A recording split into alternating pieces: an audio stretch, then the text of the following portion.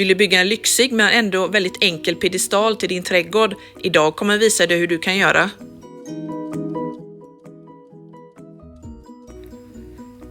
Här ska vi bygga vår pedestal till våran staty.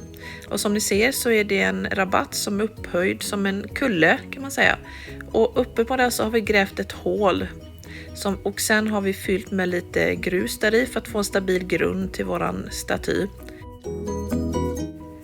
Här är hon, den fina statyn som vi tänkte vi skulle ha uppe på våran kulle.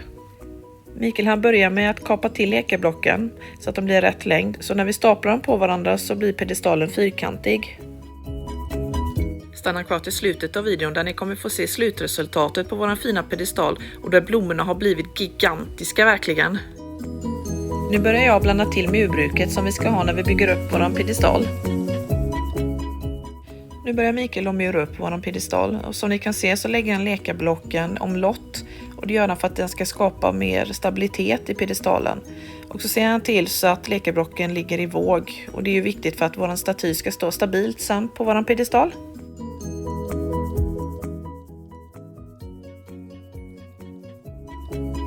Nu tar vi och kapar till våran loppisfyndade marmorskiva.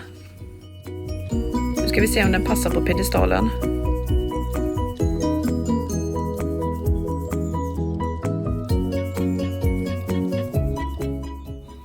Och det ser riktigt bra ut det här. Nu är det extra viktigt att hela pedestalen är i våg. Så att statyn står riktigt stabilt och stadigt så att den inte välter. Som ni ser så har vi även putsat alla sidor på pedestalen och det har vi gjort med mur- och putsbruk för att få en så slät yta som möjligt. Vi målar den putsade ytan med en vit putsfärg men vi låter marmorskivan vara för den är vacker som den är. Nu är pedestalen färdig. Vit och fin och statyn på plats.